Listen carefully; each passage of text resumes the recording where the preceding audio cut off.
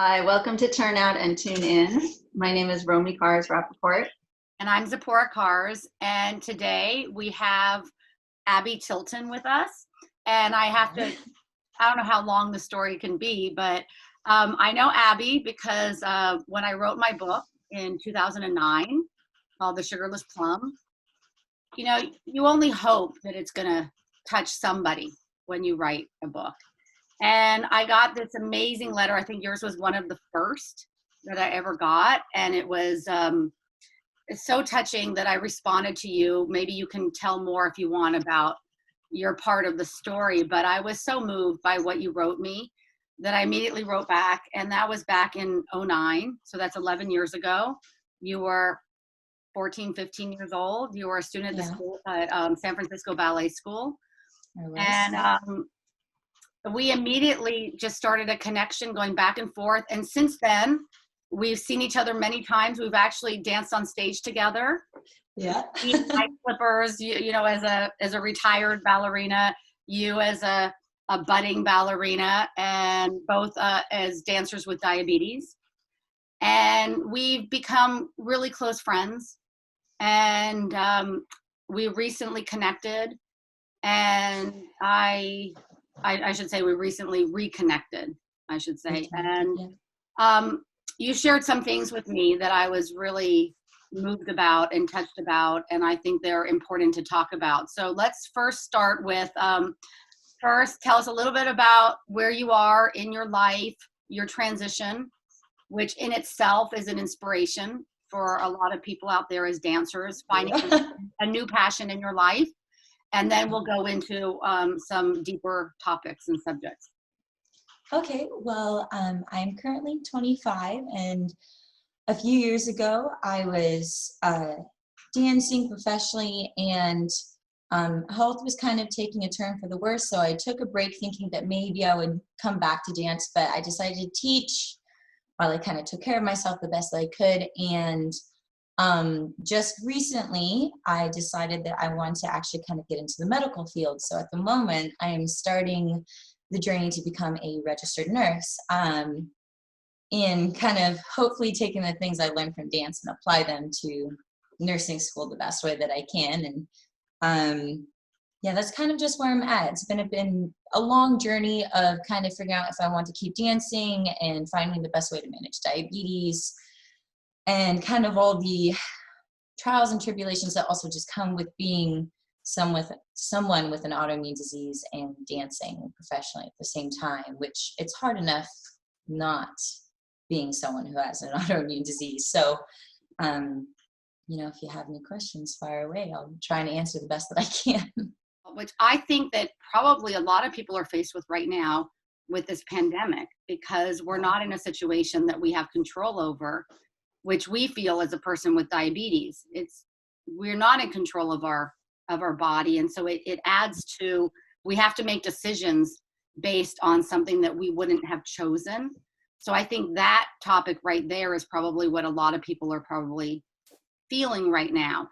Honestly, it was the pandemic that really set it into motion. I'd always thought about joining the medical field, but I was having a really hard time, letting go of the connection I'd made with my students. I mean, once, as you both know as teachers, once you have it, it is so hard. You feel like you can't survive without them and they can't survive without you. So I felt like I didn't know how to break from that. And a lot of the students I have at the moment, I've had them for 5 years, since they were 10 to 15. So they're at that age where I remember being most vulnerable and really needing that structure of someone who wasn't just trying to make me a cog in some machine, really was trying to nurture me and help me. And so I felt like this is a horrible time for me to be leaving, because I'm at that point with a lot of my students. And I think the pandemic really just all of a sudden made me realize, because I obviously had a break from teaching. We're all on quarantine, and it really just put into perspective that as much as I want to be there for them, I do feel like it's time for me to try something else. I've been doing the same thing my entire life, as I'm sure you guys can relate. But I mean, you even started being a writer, and I've never had that chance to really try something else other than dance. So or I had the chance and I just never felt the courage to do so. So it's really been a 5-year journey, and it's been lots of ups and downs. And hardest part is letting go of the idea of I'm no longer a dancer. I can't call myself a dancer anymore. It feels so weird. I love dance and I'll always love to dance, but it's not my identifier anymore. So that was a 5-year journey, and it's not easy, but now that it's happened, yes, it's finally kind of falling off the shoulders, and it's making me very excited to feel relief in that way now. Yeah. I'm so happy for you, Abbie. And I mean, as any teacher, we just want our students to find their lives, find their passions, find what makes their heart sing. So I'm just so proud that you are finding that for yourself. Let me go back and talk a little bit about when I first met you. What happened was you were newly diagnosed person with type 1 diabetes, and you were not taking good care of yourself. You weren't taking your shots. And so your mother, we told your mother about me and my book being a dancer with diabetes, and she wanted you to read it, and you didn't want to read it. Finally, you came to terms with the fact that you were going to have to read it. I guess your mom put some conditions on you. Yeah, I couldn't go to dance until I read your book. It was like a 3-day period where, and I mean, this is when I'm at San Francisco Ballet School, so they took absences very seriously. Right. And my mom was normally, I mean, when we were kids, if we were sick, she's like, I don't care, you're going to dance, we're not missing it. And so for her to really keep me from going as a teenager, it's like, you're ruining my life, what are you doing? Like, I finally get this chance to be in this big school, and I'm training seriously, and I want to dance, and you're keeping me home for something as lame as diabetes. But, and it's not that I didn't want to read your book. I think I just had the, I had the assumption that no one was going to understand how I was feeling. And it wasn't that I didn't think that you probably had something important to say, but I was like, there's no way anyone in the world could be experiencing what I'm experiencing. And man, was I wrong about that. But that's called being 15 years old and thinking you know everything. So